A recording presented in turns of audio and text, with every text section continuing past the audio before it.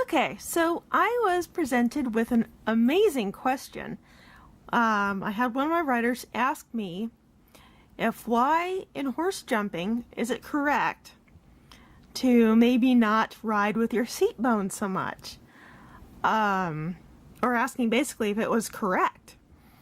And let me bring up some few pointers because there are several things that some things, I guess, that are exceptions to the rule, I guess, if you want to even call it that. Some riders like to ride standing the whole time. Some or most do not. I am one of those that I prefer not to. I like being able to use my seat bones on my horse. It helps a lot when I'm telling him to side pass or do forehand turns or haunch turns, whatever it is I'm doing. It seems to really help to do that. Also, you can use your seat bones to help speed up a horse or slow him down. But you really kind of have to know how to use them. I'm going to go ahead and play this video here because this is the one that they sent me to do a comparison on. So I pulled up several videos here. A question, or something that you might not realize, is horse jumping, rodeo, and trail riding up and down hills have several things in common. First of all, if you watch this fellow ride, they are kind of up in their stirrups some, but they do ride with their seat bones quite a bit. It might not be as easily seen, but it is what it is. There they're starting to ride. Now, I'm a Western rider. I do not jump, but I do watch a lot of jumping videos. Here he's using his seat bones to push. There he stands up. But he is swooping with his seat bones. He swoop, swoop, swoop. Getting right in there, coming towards another jump, which is on the other side, which is not visible to us. Here he's using his seat bones to make the horse go faster. So push, push, push. There he goes, and up and over. So yeah, he's doing a lot of really great things here. Would I be able to jump a horse this high? Not on your life. But he does a really neat job. Okay, let me see if I can even pause this video here. I don't know if I can or not. But as he's approaching this jump here, he uses the seat bone to push the horse. Coming towards another jump, paused it there. Here he's coming towards a jump. Now if you watch, oh, bad spot, never mind. I'm gonna play that some more. Maybe find a different jump here. Like this one, for instance. When they're leaning forward, he's getting his weight off this horse's hip, which frees up that whole hip to be able to push power off. The leaning forward helps with some things. Basically, coming up and over that jump, if you're leaning back in your stirrups, they're back here, that your saddle is going to be able to pull you forward. This is a bad angle to really talk about that. The saddle twisted a little bit. Let's ran him in, facing another jump.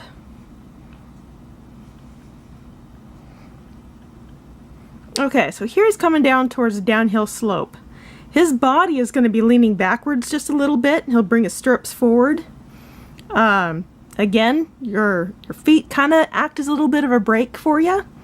I like trying to use my seat bones as much as I can, but again, this is jumping, so you have to be up in your stirrups a lot more. Coming downhill, look where his leg is at versus where his horse's leg is at. This is where all the horse's weight is coming down on us, right here on these front legs. So if this guy balances his body with these legs, he's going to be in balance with his horse. See there, slides down. And again, for coming over that jump, he pulls his legs back. He's going to be balanced here as well, through his body, through the horse's body, all the way down. That's a good thing. Same thing with the landing. There's using his seat bones, pushing the horse up and over, coming back around. I think he's going to be approaching another jump right here. Yep, push up and over. I don't know if you noticed where his legs was at. Hopefully I can get this paused in the right moments. I don't know if I can. Here again, it's leaning forward, but his stirrups are, he's not quite in balance there. His weight's more over the horse's shoulders, which is bringing him much closer to those poles. You want to be able to have your weight to where it's not going to be a hindrance You want the horse to be able to clear that jump. So if you put weight on their shoulders, they can't get the front end up high enough to get up and over. So just basic thing there. This horse says, give me my face, give me my face. Give me my face, give me my face. Just like that. Head tossing. And there he missed it. So he didn't set the horse up right. Now, it could also be that the horse was not paying attention. But there you kind of get a basic idea here on what I'm looking at. Here's a slow motion of another rider jumping. And it's not quite so at a strange angle, so it's a little bit clearer to see what she's doing here. She's in her seat bones to drive the horse forward. Swoop, swoop, swoop. You need to see where that's at. Or she's approaching a jump, so she holds her horse up a little bit more. See where her legs are at? Her legs here, getting ready to balance on that takeoff. Up. Then she comes back to being straight. And then, I don't know if you noticed where she made that landing. I'll bring it back just a little. Look where her leg is at with the horse's legs. Again, that balance. She is still in the middle of her seat. So all the way through that jump, if I can back it up some more, and watch that spot again. Coming in through there, coming in through the jump, push, push, push. It picks the horse up, over, and back down, and balance in the saddle again. So that's kind of what we're using our bodies for. Not only just for balance, but we have to be able to keep the horse underneath of us as well. Here's another video. I'm pulling up several here. This guy again, here's his legs, here's a takeoff, he pulls his legs back, his balance of the horse. If this is the pull that you watch his upper body to see how straight he is going all the way through that jump. I'll see if I can back it up. So I missed that. Back it up some more. So I've used this jump right here. I don't even know what it's called. And use those spears to kind of let you know where straight up and down is at. Watch his body in relative to those for the up and down. Here's your gravity. The ground is always gravity, and it's always hard to hit when you come off a horse. But watch how his body is relatively centered in that saddle no matter what. No matter if the horse is coming uphill or downhill. And this is where the hills come in. Going on the upside or the downside of that jump. So he's getting ready to take off. Pulls his legs back. Gets ready to land. Look how straight his upper body is. Watch where his front legs come back and land with those fronts. I guess here's another view of it. But they, can't really take it off all the way over there. But there's several ways of being able to do that. There's legs back with the back legs. Coming in for a landing. I don't know if you noticed how much further that rider slid in the saddle. And if you look, he's pretty far out of the saddle. His butt's over the horse's withers instead of back here where it needs to be. You don't want that. If your horse decides it's going to sudden stop, you can go flying forwards, which is never fun. Just kind of like it is there. The horse is still dropping with his shoulders. And you can see how I slid forward in that saddle. Just that little bit. So, please don't do that. It's not fun when you land. So, how's this work with rodeos? Here's a rodeo video. Now, I'm not a sponsor of rodeos or anything like that, so I'm just using the footage because it's good footage. You can actually learn from a lot of this stuff. Again, in the rodeos, you have to use your spurs, I guess, and what they think they have to. If you watch the rider, his legs come forward here to be with the horse's front legs. They come back to be balanced with the back legs. Back, forwards, back, forwards. That keeps his body, his upper body, relatively straight up and down. If you look at where the stadium is and all those poles, his body is pretty much staying level with that. This is what happens when you're not level.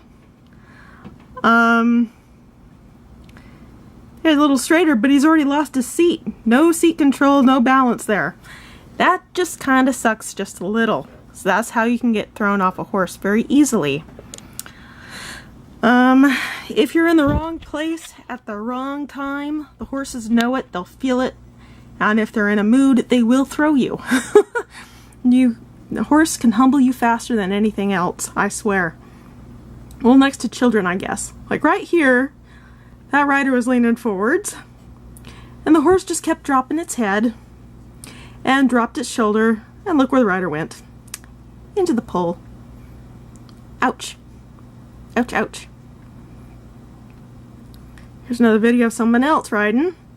Again, their body position was not where it needed to be, and they got head-butted. Hopefully I can slow this down just a little bit. Yep, I don't know, there's the headbutt. Eating dust. Okay, here's another one. There again, they landed on their feet, which is awesome. You know how hard that is? I've only done it a couple times. It was a miracle. This little guy has figured out he could throw his rider. He unseated him pretty good. Yeah, the horse thinks he's in a rodeo. Dumps his rider again. Here again. If you're leaning forwards on a downhill, you're gonna go down. Just like that. Here again. The horse had just come up over a jump down lower there. And, let me see if I can back this up. Just a tad bit. Yep, see? Body's still leaning forward. She did not expect that. Horse kicked up its hind end. She's leaning forward. Already on a downhill, on a landing, I should say. And there she goes. There's someone else. Now you can imagine how this could end up being very bad for you. Uphills and downhills are basically the same. They're all inclines, this way or this way. Now, if you're going downhill, if you lean back just that slight little bit, like this rider did, no matter what, if you keep your body up with straight up with the ground, you keep your, I can't speak. Keep your body straight up and down as much as you can. And for the going up, you lean forward just slightly. And still, even then, here's the ground. She's still pretty straight up and down. Come for the landing, still again, pretty straight up and down. Keep that in mind, whether you're going uphill, downhill, or going over jumps. I hope this makes sense. Again, I'm not a jumper, but I can get kind of at least some of the basics, and I hope I nailed it okay. Listen to some of your trainers. They're probably way more trained than I am, which is good. It takes all kinds. So yeah, I hope this answered the question on why you would sometimes need to be up in the saddle or leaning forward or leaning back. Alrighty, have a good one.